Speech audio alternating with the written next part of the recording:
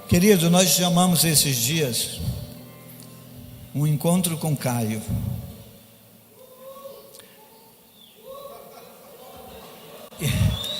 E é engraçado,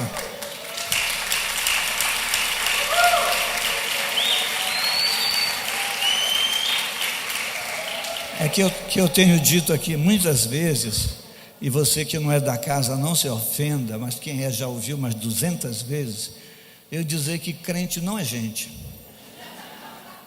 Porque um crente escreveu assim: tinha que ser um encontro com Jesus e não com Caio. E a gente olha, respira, dá vontade de a gente mandar ele para as cucuias, né? Mas eu disse: pois é, meu filho, é um encontro com pessoas. É assim que eu tenho dito aqui, em torno de Jesus. É assim que funciona, não é isso? É assim que nós cremos. Então esse é o encontro com Caio, porque faz muitos anos que ele não veio aqui, mas ele não veio sozinho, né? Ele veio com o Jack, ó. Salva de palmas aí pro Jack, ó. Mas ele veio também com a sua querida esposa Adriana.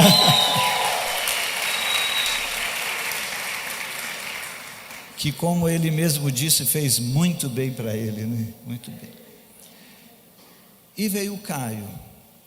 Quem é o Caio para mim? Quem tem mais ou menos a minha idade, com certeza já ouviu falar muito dele, dos muitos encontros, e eu fui muitos dele, Caio, muitos, vários. E ouvi muitas vezes ele pregar. Li, para não errar, a maioria dos livros dele, maioria, inclusive os atuais. E sempre foi alguém que me inspirou muito. Mas teve um momento da minha vida que foi muito especial, muito. No momento em que eu vivia, eu e minha esposa, uma dor muito grande. Apesar de ter amigos aqui, os pastores dessa casa são amigos, em quem eu posso confiar, mas eu gostaria de falar com alguém que pudesse me compreender nessa dor. E eu fui falar pela primeira vez pessoalmente.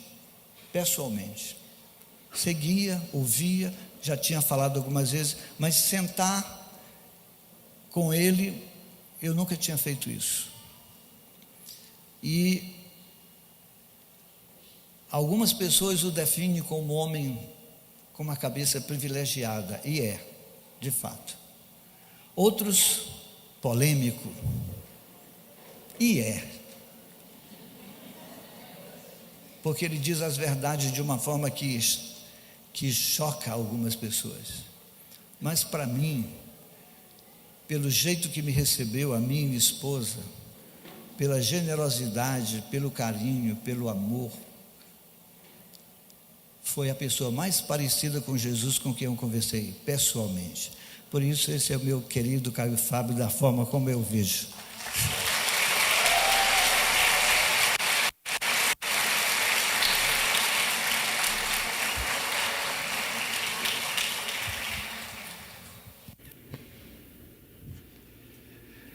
Oh, meus queridos, eu é que tenho, e nós não estamos aqui trocando sedas nem jogando confetes um no outro, eu é que tenho sido muito abençoado, mesmo que o convívio não seja frequente, mas o simples fato de eu lembrar que o Tomás e a Nazaré existem e estão aqui, representando o Evangelho de Jesus e expressando de maneira singela, simples e limpa, e sincera e honesta em relação a todos vocês. Eu sei que eles fazem isso com o coração honesto diante de Deus. Me conforta, me estimula, me esperança e me traz um estímulo enorme para continuar vivendo, pregando e divulgando o Evangelho de Jesus aonde quer que eu possa.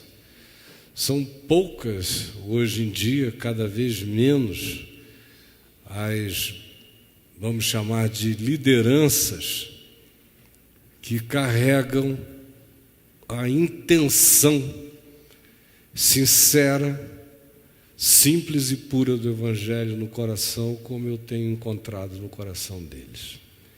De modo que para mim e para a Adriana e para o meu querido Jack, é uma alegria enorme estar com eles e com vocês. E os encontros são com o Caio, porque sou eu que estou aqui, não é? É muito simples. Por que é encontros com o Caio? Não é porque é o Caio que vai estar lá. Quando eu não estou aqui, o encontro não é comigo. Quando eu estou, se eu estiver como estou agora, é comigo.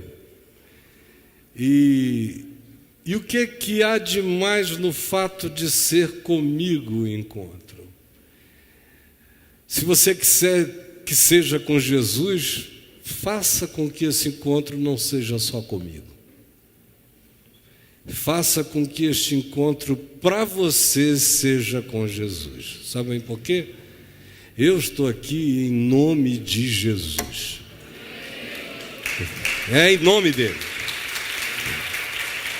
Eu vivo em nome dele, eu levanto em nome dele, tudo que eu faço é em nome dele, tudo que eu creio é por causa dele, eu sou quem eu sou nele, e eu viverei eternamente nele. Não há poder nem no céu, nem na terra, nem no inferno que me separem dele.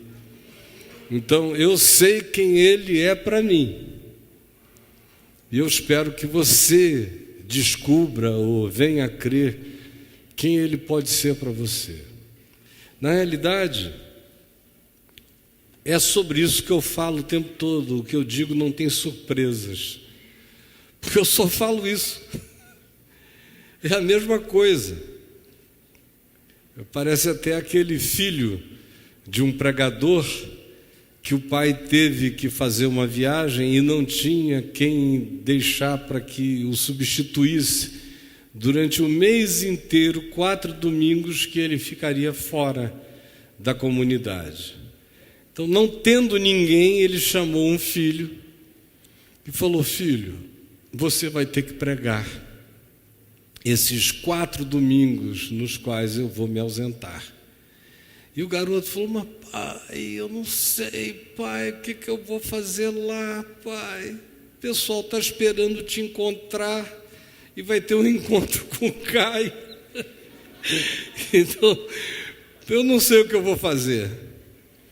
E o pai disse: não, você conhece o Evangelho. Você não conhece o Evangelho? O filho disse: eu conheço.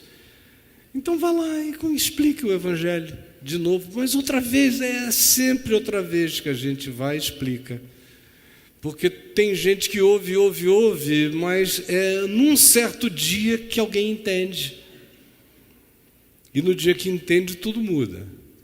Aí o garoto foi lá, primeiro domingo, ele perguntou a todo mundo: quem aqui conhece o Evangelho, levante a mão. Aí um grupo, a maioria das pessoas levantou as mãos, ou todos levantaram a mão, e ele disse: então é ótimo, eu não vou pregar porque eu ia pregar o Evangelho, como todo mundo aqui já conhece o Evangelho, Deus os abençoe, vamos para casa, amém. Aí crente não consegue ficar sem Bíblia aberta no púlpito e alguém falando pelo menos 30 minutos, de modo que eles passaram a semana zangados e combinaram durante a semana que no domingo seguinte eles iriam se dividir. E quando o menino, se essa fosse a estratégia outra vez, perguntasse quem conhecia o Evangelho, uma banda, uma ala iria dizer sim, e a outra iria dizer não, e ele iria ser forçado a pregar. E ele chegou e perguntou: quem aqui conhece o Evangelho? Aí metade disse que sim, a outra metade não disse nada. Ele falou: então ótimo, vai ser um domingo de compartilhamento, os que sabem vão ensinar para os que não sabem, Deus os abençoe. E foi embora.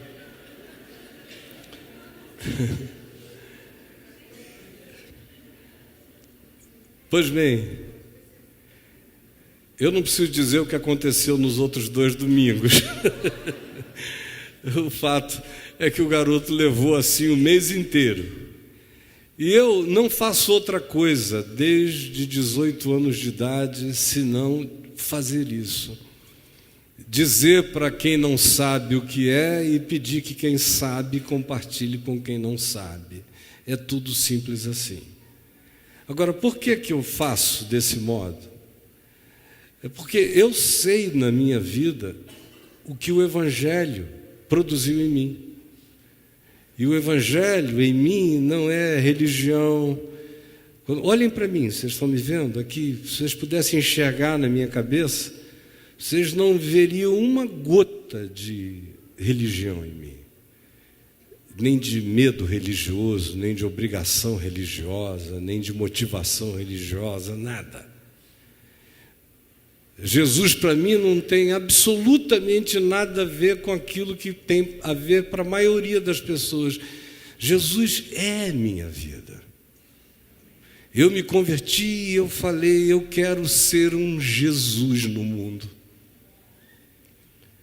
Eu quero que quando as pessoas pensem na minha vida, elas pensem num encontro que elas tiveram com alguém que buscou, com toda a sua relatividade, com toda a sua fragilidade, impotência, mas buscou sinceramente viver o que Jesus ensina.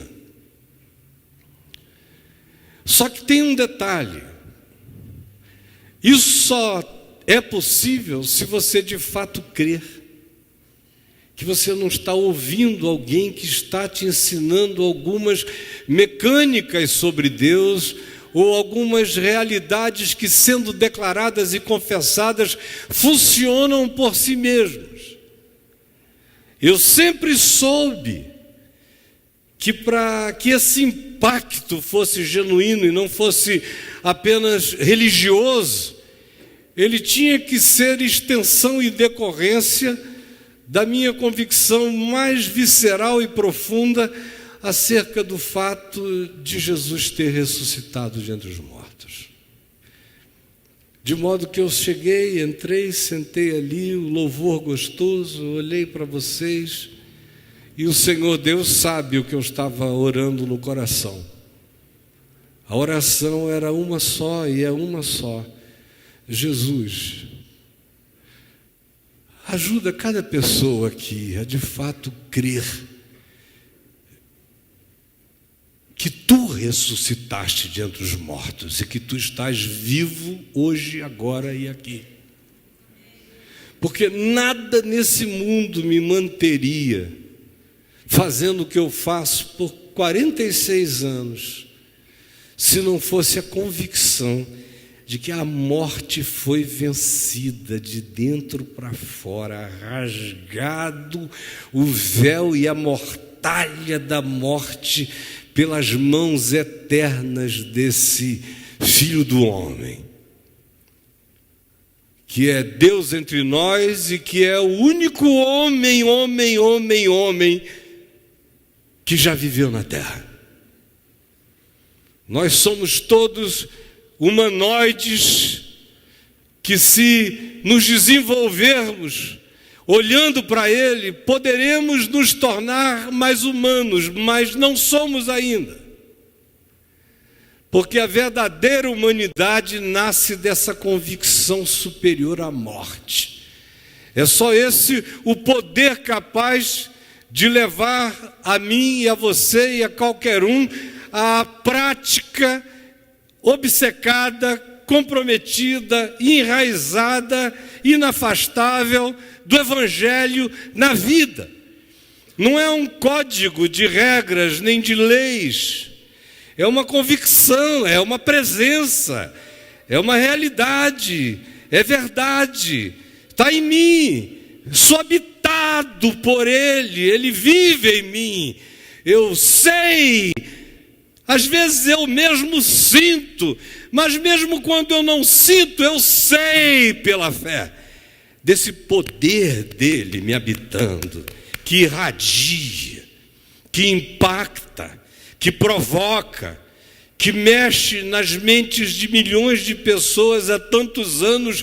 Eu tenho visto isso tantas vezes que para mim é impossível deixar de ver e de crer nessa mão poderosa que rasgou a mortalha da morte e rasga a mortalha da culpa, da depressão, do medo, do pânico, da falta de razão para viver, e introduz na vida das pessoas aquele poder enorme que faz no meio da maior loucura e do maior caos e das piores situações da existência, faz você andar sabendo que tudo é nada e que você já venceu e que não há poder nem em dimensão alguma capaz de conter essa vitória que em você está posta, plantada e estabelecida.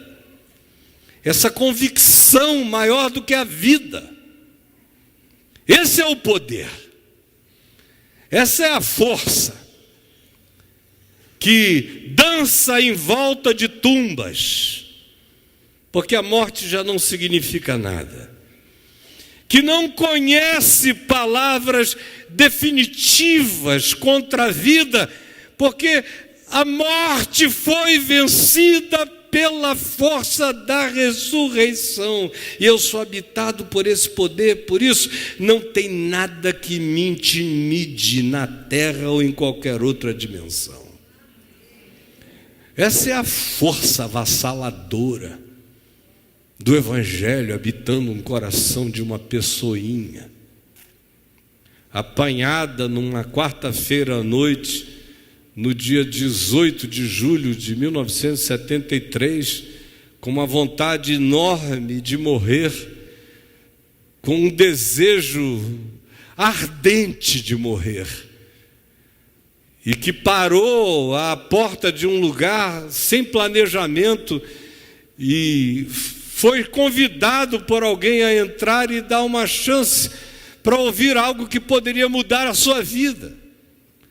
E lá estava eu, num balcão, num mezanino do templo da Assembleia de Deus em Manaus, naquela quarta-feira à noite, ouvindo um pregador que para mim não dizia coisa com coisa, e ainda, acima de tudo, a cabeça estava muito doida, dezenas de baseados na cabeça e outras coisas mais, de modo que aquele cara falava e eu dizia, meu Deus, ele é mais doido do que eu, esse bicho aí. Não consegue dizer coisa com coisa, e eu ali crítico. Ao meu lado, o pior ambiente possível.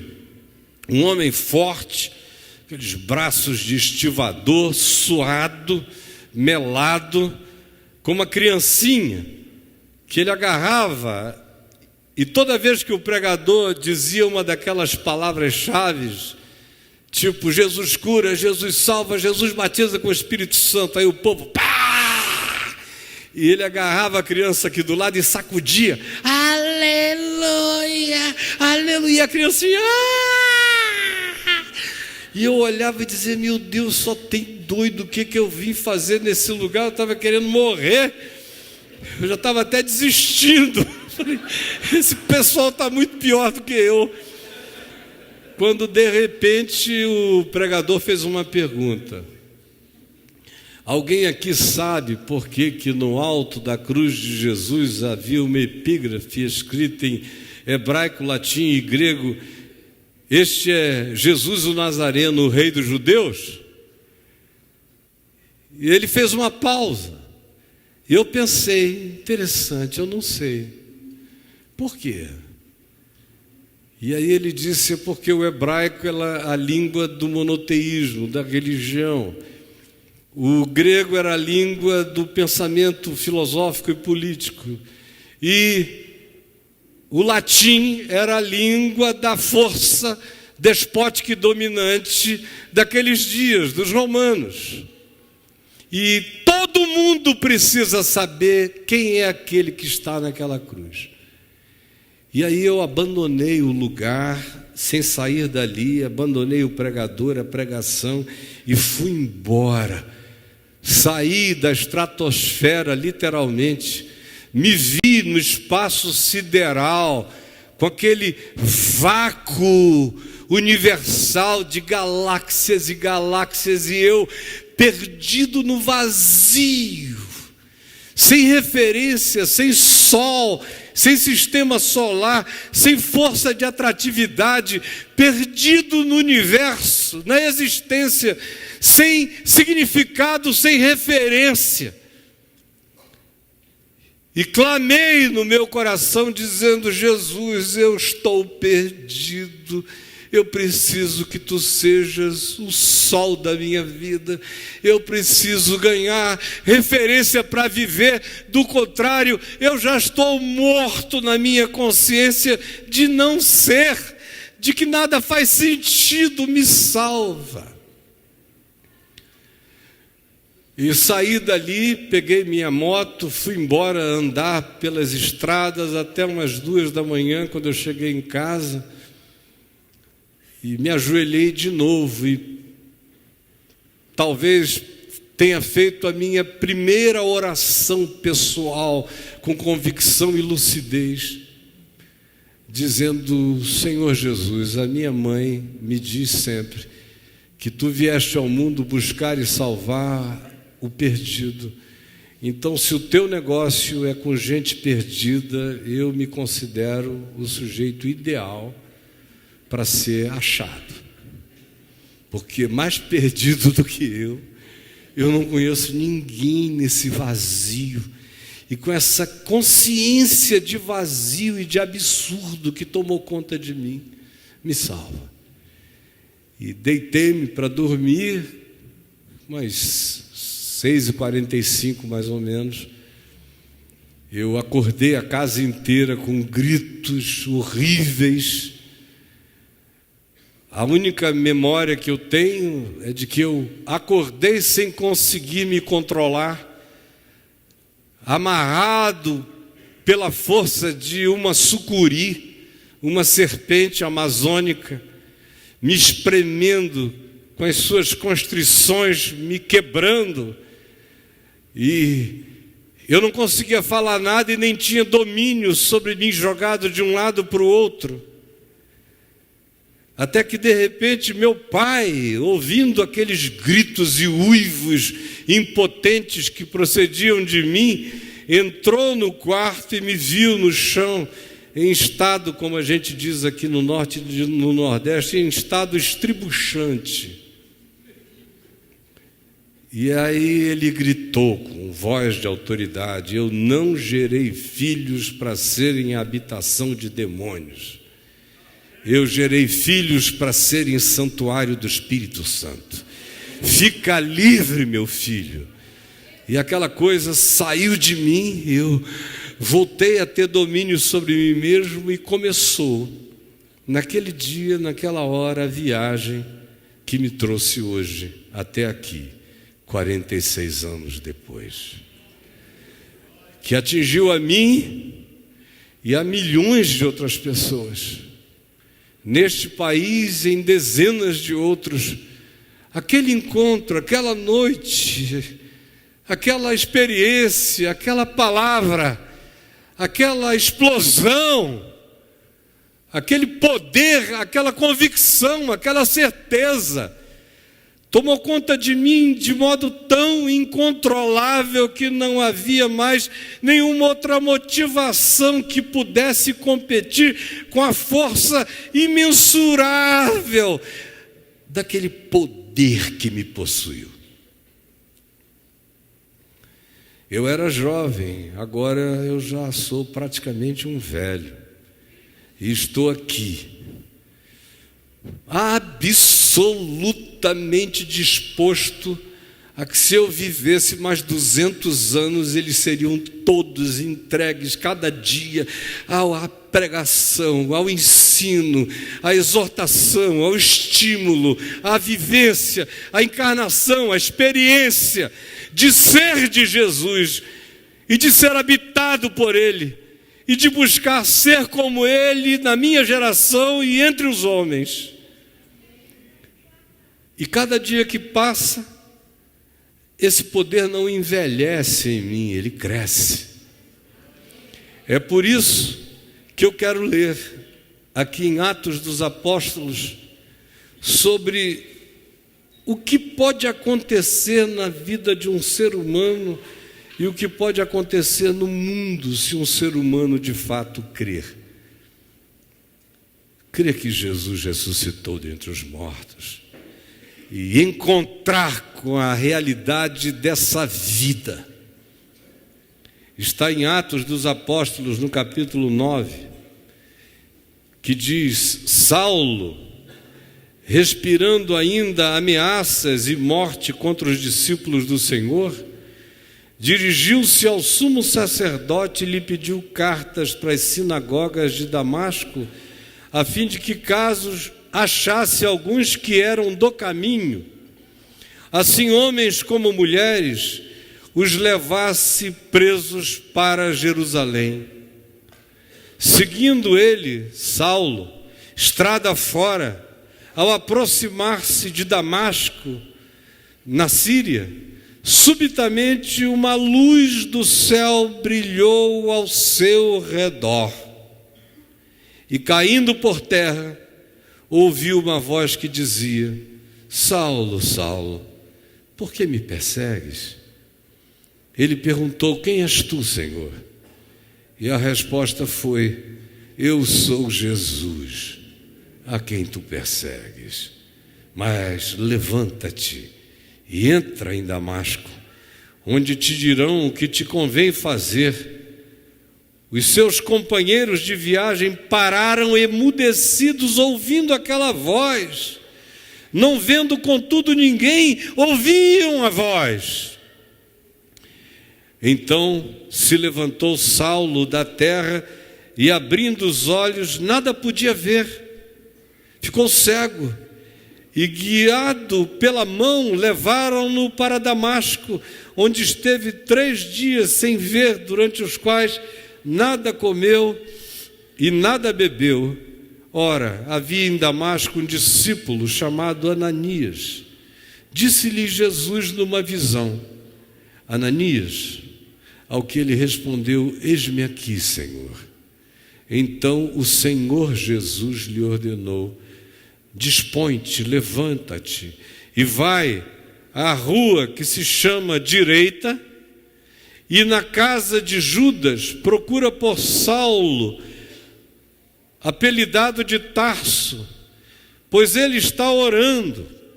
E viu entrar um homem chamado Ananias e impor-lhe as mãos para que recuperasse a vista.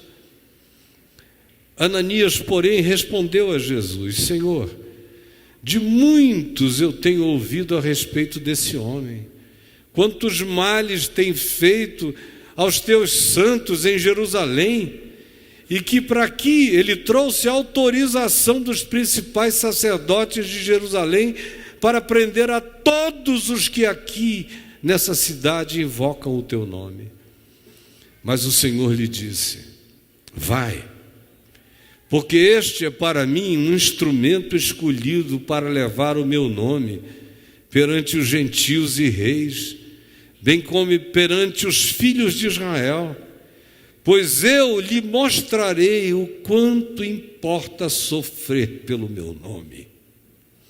Então Ananias foi, e entrando na casa, impôs ele as mãos, dizendo: Saulo, irmão, o Senhor me enviou, a saber, o próprio Jesus que te apareceu no caminho por onde vinhas, para que tu recuperes a vista e fiques cheio do Espírito Santo. Imediatamente lhe caíram dos olhos como que umas escamas, e ele tornou a ver. A seguir levantou-se e foi batizado, e depois de ter se alimentado, se sentiu fortalecido. E aí começa a saga que nos trouxe todos até aqui. O texto inicia nos dizendo o estado no qual Paulo estava. Você lê em Atos 9, verso 1, começa dizendo que ele respirava ameaças contra os outros. E a expressão no texto grego denota e torna a atitude dele semelhante à das feras numa arena, quando elas eram soltas, depois de dias sem comer, eram libertadas famintas, resfolegantes, respirando ameaças. É a expressão usada então à época, quando a fera já estava naquele ponto de devorar tudo. E é assim que Paulo é descrito, como uma fera agônica, com fome, querendo comer, matar, destruir. A mente dele estava naquela agonia de uma besta esfaimada. É nesse espírito que ele chega a Damasco. É com essa intenção, descrita depois por ele, de maneira minuciosa, em 1 Timóteo, no capítulo 1, versos de 13 a 15, quando ele diz que ele entrava nos lugares, encontrava os discípulos e os obrigava a blasfemar, ou então os levava presos, ou mesmo os matava. É grave o que ele fazia. E é esse indivíduo que é a antítese de tudo o que o Evangelho ensinava, que Jesus escolhe para dizer: este é para mim um instrumento escolhido para levar o meu nome. Para levar o meu nome. E ele vai aprender o quanto importa sofrer pelo meu nome. A mente de Paulo, a mente de uma besta agônica, chega naquele ponto máximo e Jesus diz: está maduro para mim, é meu e eu vou usá-lo. Nos mostrando que não existem antagonismos, nem antagonistas, nem inimigos, nem poderes que possam se levantar contra essa palavra soberana que diz: este é para mim. E eu lhe mostrarei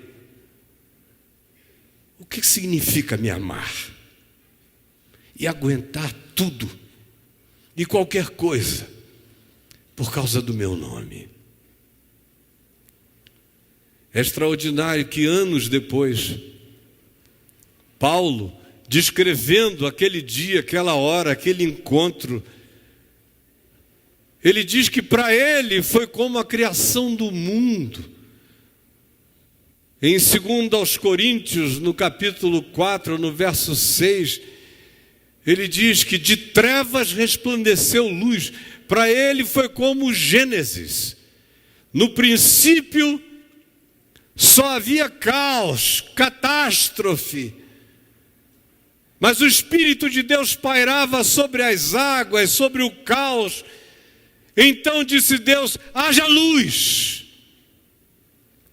E Paulo diz: eu ia andando no caminho de Damasco, no caos de uma existência movida a ódio, quando de repente a mesma voz, a mesma palavra que criou o universo, ex nihilo, que o tirou do nada, do coisa alguma, da não existência, da não matéria, do não espaço-tempo, da não dimensão, e o chamou tudo a ser e a existir pela palavra do seu poder.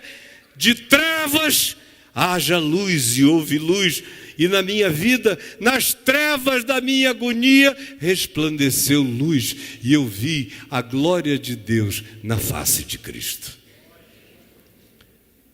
ele também descrevendo aquele dia, aquela hora, em 1 Timóteo, no capítulo 1, verso 14 ou 15, talvez o 16, veja aí, ele diz que a experiência dele com Deus, ele que diz, eu era blasfemo, obrigava a blasfemar, odiava esse caminho, não queria absolutamente nada com quem tivesse qualquer coisa a ver com Jesus, e oferecia toda a resistência possível ao que quer que significasse evangelho ou o caminho de Jesus no mundo. Quando de repente a palavra que ele usa é a mesma que designa o arrombamento de uma represa. Ele diz, transbordou a graça de Deus. Foi um brumadinho do bem. Estava ali a barreira montante acumulada. Ele, há anos, desenvolvendo aquele ódio, aquela resistência, que ele colocava em prática como antagonismo, se tornando inimigo de Jesus no mundo, o máximo que ele podia. Quando de repente, o que ele pensou, que ele fortalecia com ódio, que ele construía dia a dia, querendo se tornar aquele que eliminaria a ideia de Jesus, o pensamento de Jesus, o ensino de Jesus, a vida de Jesus e a história de Jesus. A obsessão dele era arrancar até a última raiz, não permitir que ninguém soubesse mais daquilo. Ele queria acabar com aquela narrativa na história humana. É como a música antiga que dizia, quanto mais eu fujo, eu me aproximo mais. Como é que dizia aquela música? Alguém lembra dela? Como é que ela dizia? Eu me aproximo mais. Cada vez que eu fujo, eu me aproximo mais. Era o cara lá, com um ódio enorme. Quanto mais ele odiava, mais perto ele chegava. Aquele ódio já era do tamanho da paixão que ele não queria admitir que o Evangelho suscitava nele.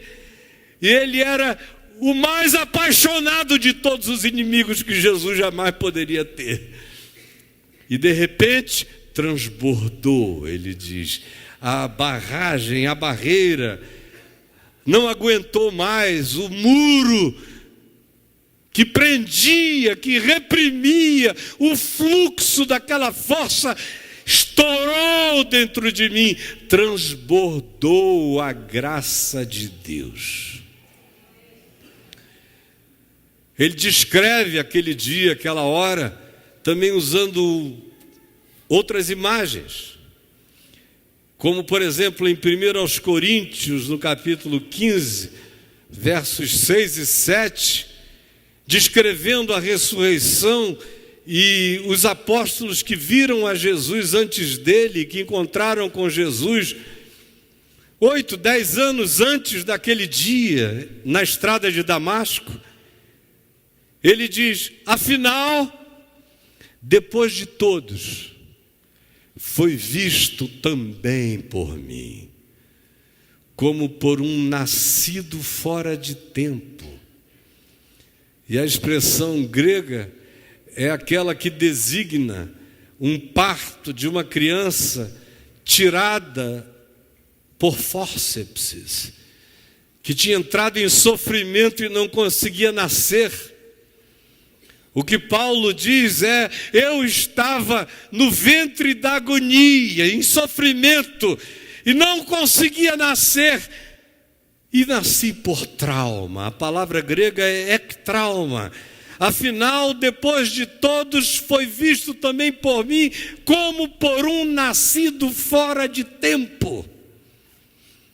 O prazo do nascimento esgotara-se, ele não saía, enrolado no cordão umbilical da agonia, até que a mão de Jesus o arrancou com fórceps.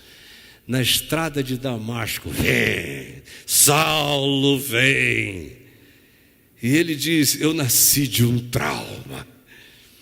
O Evangelho foi o grande trauma, a luz de Jesus, o encontro. Eu já vinha traumatizado pela agonia de que aquilo pudesse ser verdade, e se fosse verdade, iria mudar o mundo. Mudaria pelo menos o meu mundo, a minha consciência, a minha compreensão, e eu não podia admitir aquela mutação. Eu lutei contra ela com todas as minhas forças, mas ele me apanhou no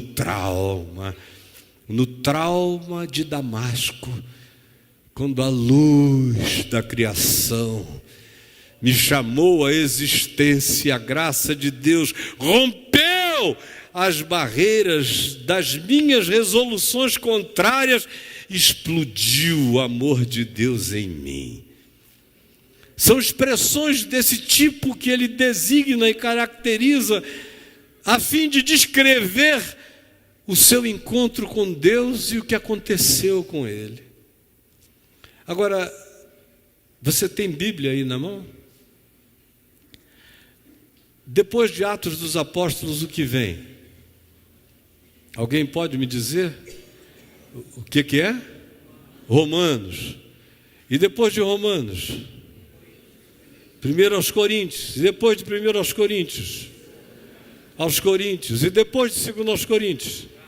Gálatas. E depois de Gálatas? Efésios. E depois de Efésios? Colossenses. E depois de Colossenses? O quê? Filipenses. E depois de Filipenses? 1 e depois 2 Tessalonicenses. E depois dos Tessalonicenses? Timóteo. Depois outra para Timóteo. Depois Tito. Depois Filemon. E Hebreus. Não se sabe se foi Paulo, mas existe uma grande possibilidade de que a carta seja dele.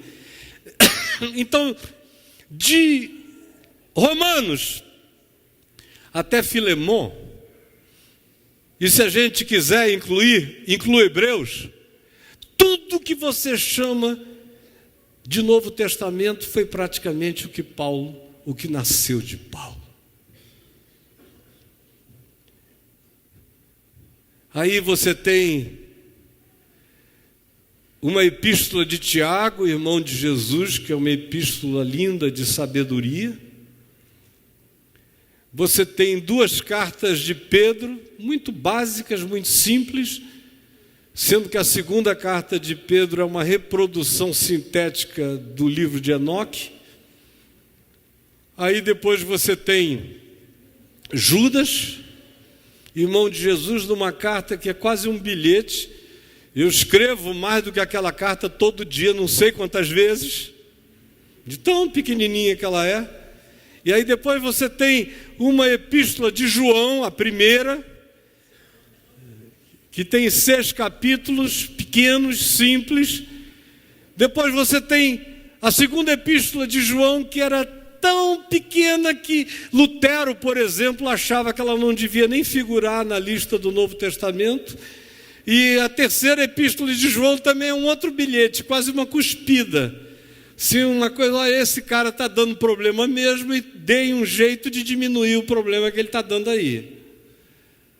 E aí depois a gente tem o Apocalipse de João. Mas, se você tivesse o Apocalipse de João, a 1ª epístola de João, e provavelmente o texto de Tiago e os 2 de Pedro, a nossa compreensão do significado do que Jesus fez estaria reduzida imensamente de compreensão.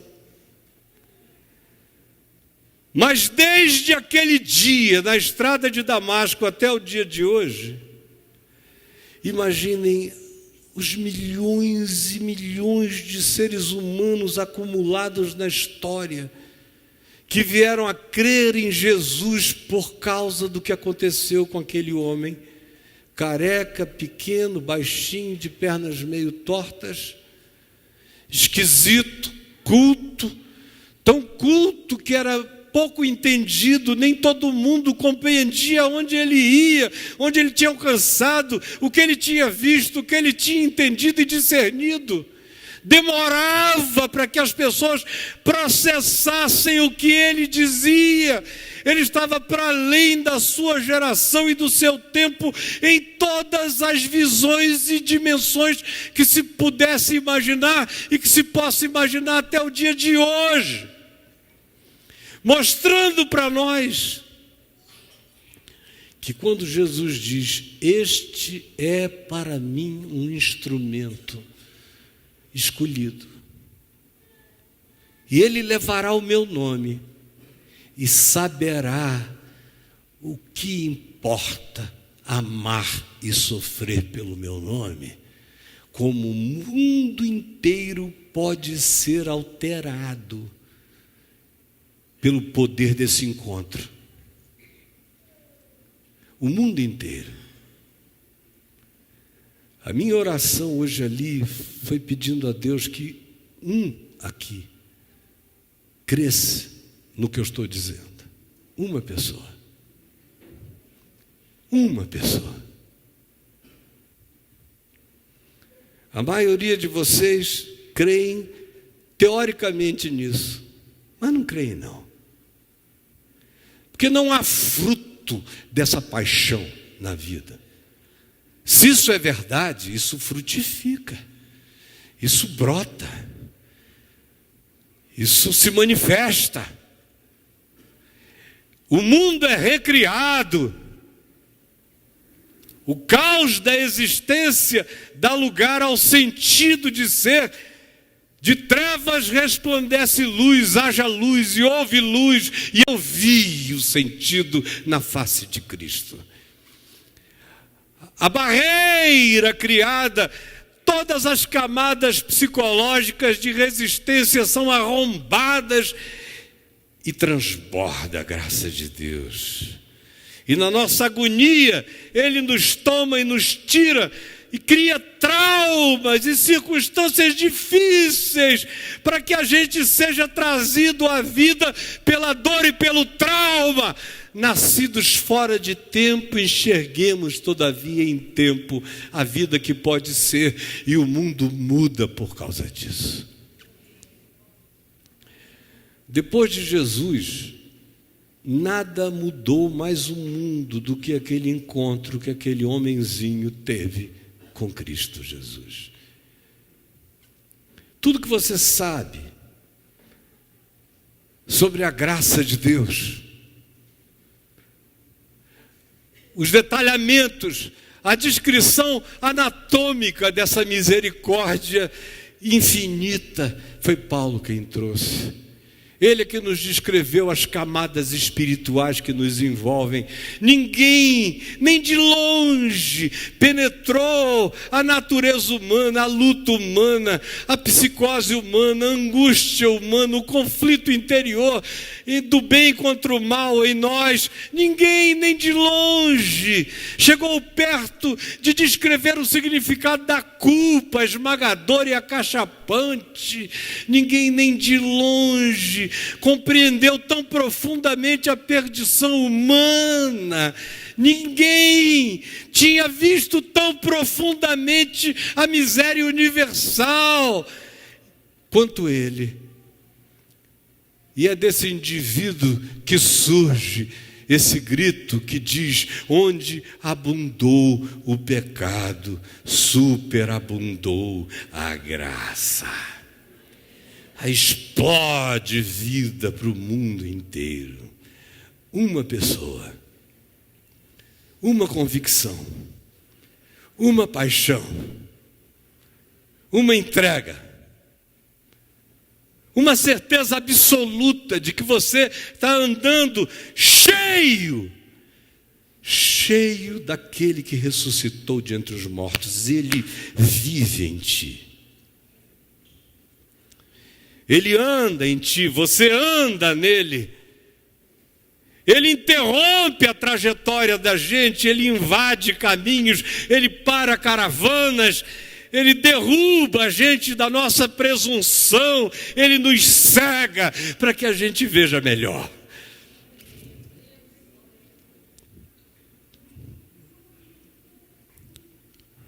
Uma pessoa, um indivíduo, sem internet, sem meios de comunicação, que não teve tanto tempo. Eu já estou pregando o Evangelho há mais tempo do que Paulo. Eu comecei aos 18, ele começou depois de mim, e morreu com a minha idade, hoje. Morreu sob o governo de Nero, mais ou menos com a idade que eu tenho agora. E sem as facilidades que eu e você temos, ele foi a pé, nas costas de jumentos. Ele descreve os caminhos dele, as perseguições, as opressões, os falsos irmãos, os antagonistas, os que iam aprisionando-o de lugar em lugar, de cadeia em cadeia, de pedrada em pedrada, de expulsão em expulsão, sem descanso. Foram 3 décadas, mais ou menos, de muita opressão, sofrendo pelo nome. Importa que ele saiba o significado do meu amor e de como sofrer pelo meu nome se torna algo pequeno, perto da explosão dessa ressurreição no coração. Ah, meus irmãos, basta um. A gente tem uma crença religiosa na ressurreição. Eu levo pessoas a Israel há muitos anos, desde a década de 70. Eu já levei mais de 5, 6 mil pessoas lá. Eu vejo os que creem mais ou menos, os que têm uma fezinha, mas todo mundo chega lá e diz assim: a tumba está vazia. E eu fico olhando aquilo ali, e o pessoal se emociona nos lugares. Foi aqui, foi aqui. Que coisa linda. É maravilhoso mesmo.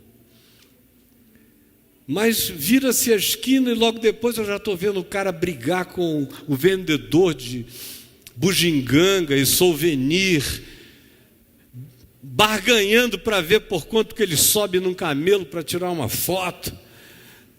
Isso é porque ele crê na ressurreição. Não tem nada de errado com isso, mas tem uma coisa: se de fato o cara crê naquilo ali, não dá mais para perder tempo com coisa alguma. Você fica possesso do amor de Deus e todo o seu olhar muda. O mundo é recriado. Tudo começa e se faz novo, como ele próprio diz. Pois se alguém está em Cristo e ele está falando dele, é uma nova criatura. As coisas antigas já passaram, eis que tudo se fez novo. E na conta dele, quando ele falava de culpa, ele não está falando de masturbação adolescente. Eu estou com uma culpa danada porque eu me masturbei, pensando na vizinha linda. Ai, Jesus, perdão. Ele não estava falando disso. Ele não estava falando de mesquinharias diminutas da existência humana. Lembrem, ele é aquele cara que agarrava o pessoal, botava no chão e dizia: blasfema, seu filho, do que você queira. Blasfema, fala agora, fala, fala que Jesus não ressuscitou. Aí o cara: é verdade, ele não ressuscitou não, é tudo mentira. Aí outro, fila de negações, cacetes, prisões, mortes. Agora, o encontro com Jesus foi tão poderoso que tudo isso não deixou resíduo culposo nele. Ao contrário, ele sai com essa maravilha de dizer: onde abundou o pecado, superabundou a graça. Louvado seja Deus. Uma pessoa e o mundo inteiro muda.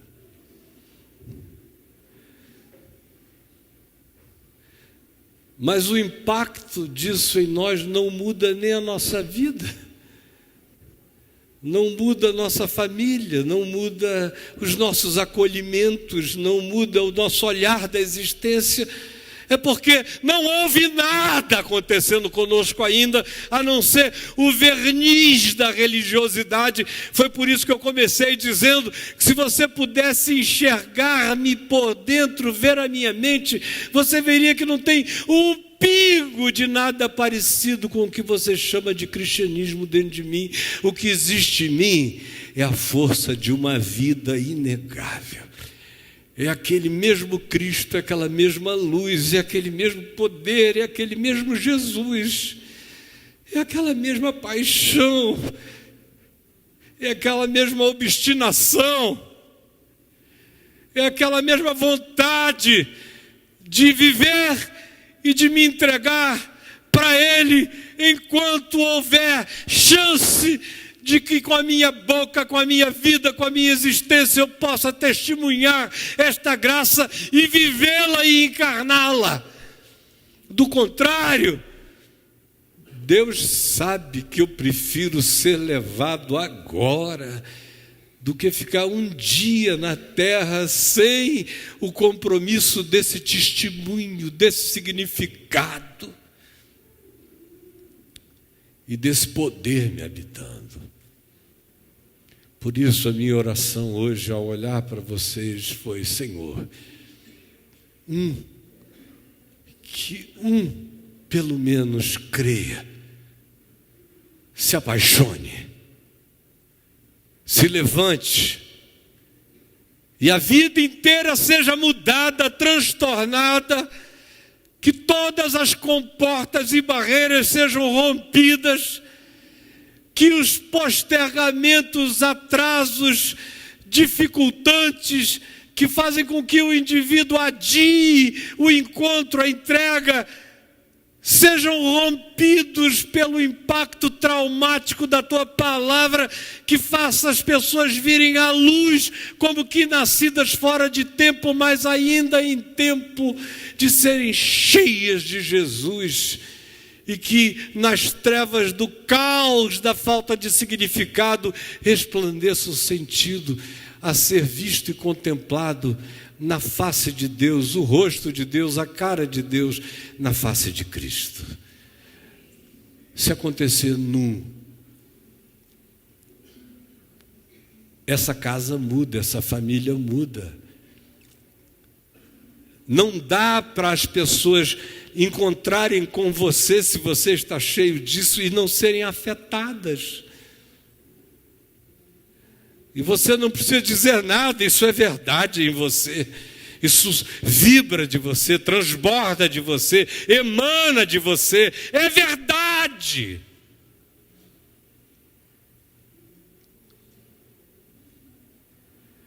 Eu vim aqui em nome dele para dizer apenas o que eu disse.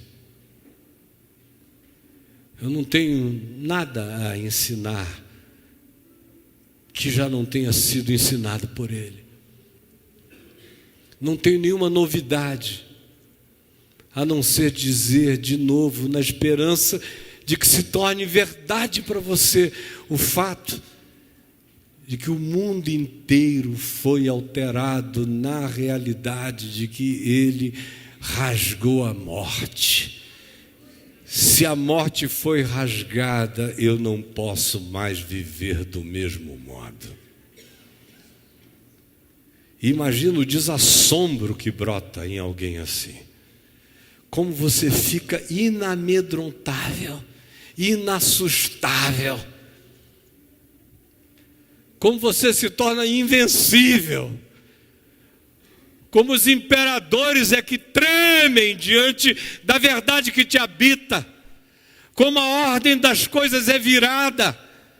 E você não pede mais permissão para viver a ninguém. Você está livre.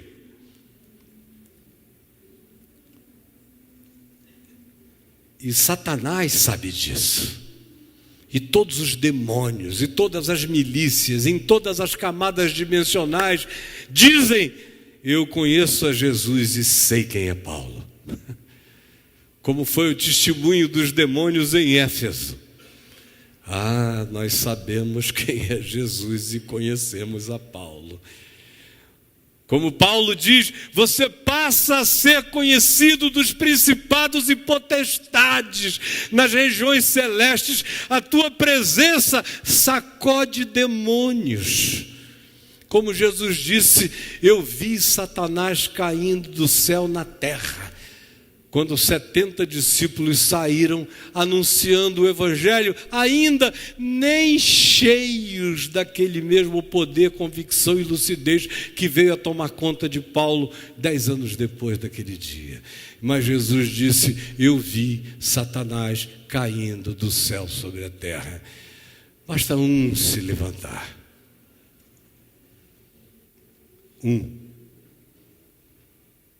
E aí a gente para de brincar. A gente vem, a gente cultua, a gente encontra, a gente beija, a gente abraça, a gente ama a Deus nos irmãos e nos não irmãos, nos semelhantes e nos dessemelhantes, mas tem algo a mais. Até para que possa ser assim, é preciso que você esteja habitado por torrentes de águas vivas emanando da fonte da ressurreição e da vida, todo dia.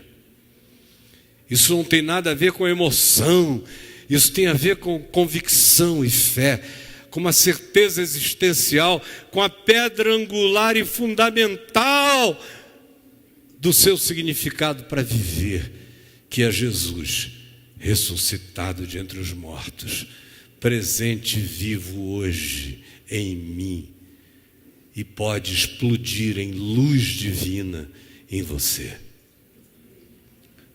Você crê nisto? Não. Olha só como não é verdade. Não é verdade. Imaginem só. Você de fato crê que Jesus ressuscitou dos mortos? Se Ele ressuscitou dos mortos, gente, nada mais tem que ser do mesmo jeito. Nada mais. Tudo não só pode, mas tem que ser mudado. E se o planeta não quiser isto em mim, isso já aconteceu. Eu já sou o novo mundo. Eu já sou a nova humanidade, eu já sou a nova criação, ela já me habita, eu já sou o representante do novo homem, criado em Cristo Jesus, para ser explosão de amor, de vida, de graça e de luz. Eu sou e você pode ser. Você crê nisso? Crê nisto? É muito pouco. Isso apenas mostra o que não aconteceu conosco ainda. Vá para casa com essa angústia e com essa perturbação e volte amanhã. Eu estou aqui igual aquele filho do pastor. Quem já sabe, ensine para os que não sabem. Vamos ficar em pé.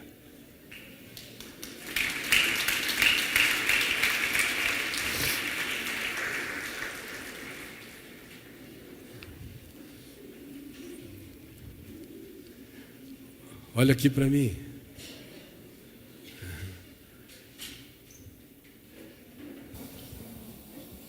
Se Cristo não ressuscitou, Paulo disse,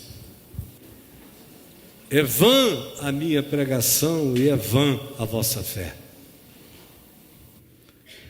Eu estou aqui, igual um idiota, terei passado toda a minha vida, quase meio século, asseverando que Deus ressuscitou a Jesus a quem Ele não ressuscitou, e convidando as pessoas a crerem nesse poder que não existe. Por isso é vã, é vazia, é oca a minha pregação, o sentido da minha vida, e é oca e vazia a vossa fé, como disse Paulo. Mas, de fato, Jesus ressuscitou de entre os mortos, sendo Ele as primícias dos que dormem. A ressurreição, a esperança eterna é o poder que nenhuma força na humanidade tem poder para controlar. É isso que pode estourar de dentro para fora a sua vida e fazer da sua existência algo para além de qualquer poder e força. A depressão pode tentar vir, as calamidades certamente cercarão você, os medos vão tentar te assombrar, os choques e os impactos vão tentar fazer você desistir. A realidade será tão dramática que, por vezes, o seu coração poderá tender a vacilar ou a perguntar se foi isto mesmo e se é assim. Mas à medida em que você prossegue e que você se levanta diante das tumbas, e você olha para os mortos, e você olha para o mundo, e você enxerga o caos, e ouve a voz de Deus perguntando: Filho do homem, acaso podem ressuscitar esses ossos secos? Ezequiel, ao ouvir isso, disse: Senhor Deus, tu o sabes. Mas Paulo, que encontrou com a luz, com o ressuscitado, com Jesus, diria mais do que Senhor Deus, tu o sabes. Ele veio a dizer: pois eu estou bem certo que nem morte, nem vida, nem coisas do presente, nem do porvir, nem altura, nem profundidade, nem anjos, nem principados, nem potestades, nem qualquer criatura pode me separar do amor de Deus que está em Cristo Jesus, o nosso Senhor. Aleluia! Louvado seja Ele. Aleluia. Amém. Quem é que vai cantar com a gente? E tem que ser para valer, meu irmão.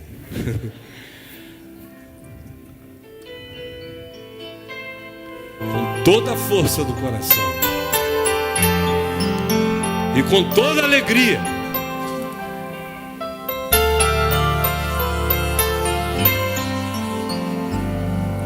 Nada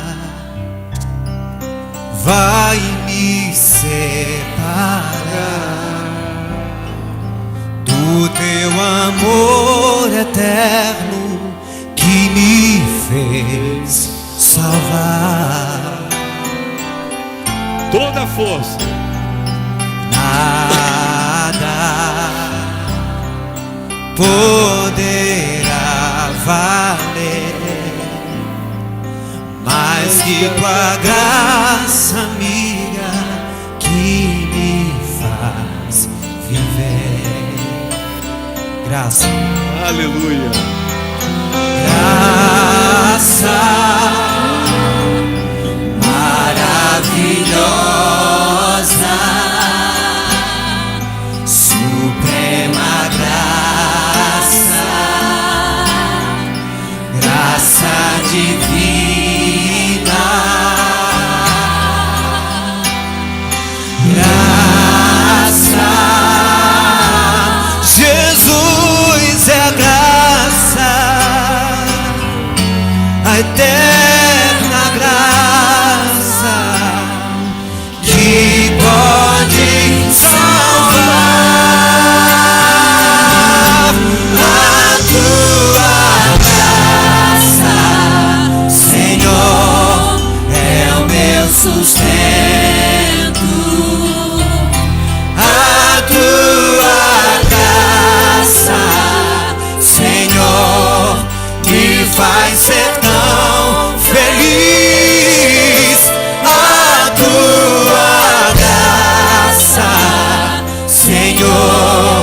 firma os meus pés na rocha eterna. Tua graça é mais que a vida, Senhor.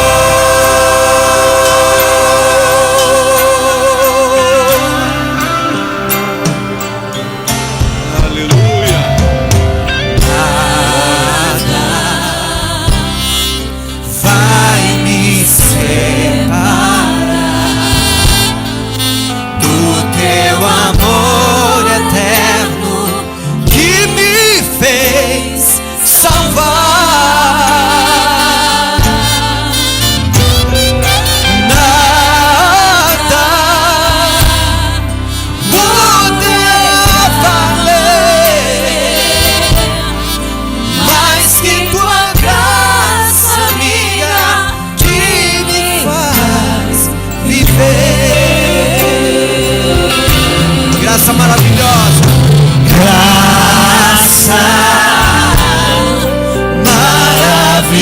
maravilhosa, suprema graça, graça querida. graça a Jesus é a graça. Jesus é a graça, a eterna graça que pode salvar. Tua graça, Senhor, é o meu sustento. A tua graça, Senhor, me faz ser tão feliz. A tua graça, Senhor, firma os meus pés na rocha eterna. Tua graça é mais que a vida, Senhor.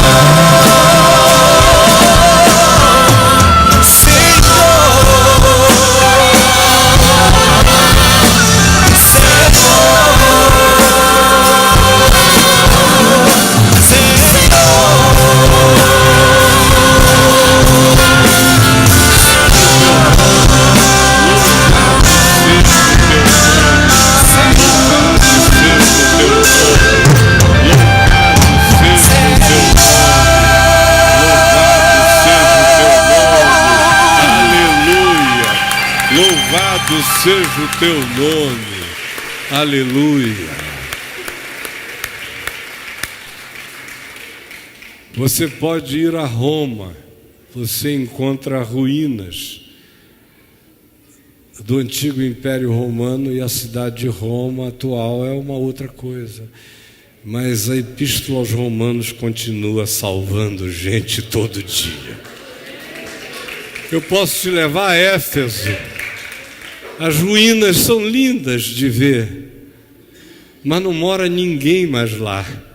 Mas a carta de Paulo aos Efésios continua a ser casa de vida e de graça para milhões de pessoas. Eu posso te levar a Tessalônica.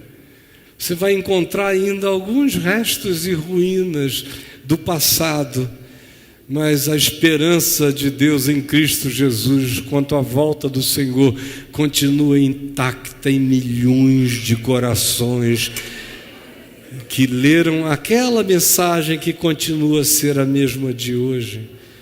Eu posso te levar a Colossos, a Hierápolis. Você vai ver ruínas, pedras, mas a carta de Paulo aos Colossenses, dizendo que ele nos libertou do império das trevas e nos transportou para o reino do Filho do seu amor, continua intacta aqui.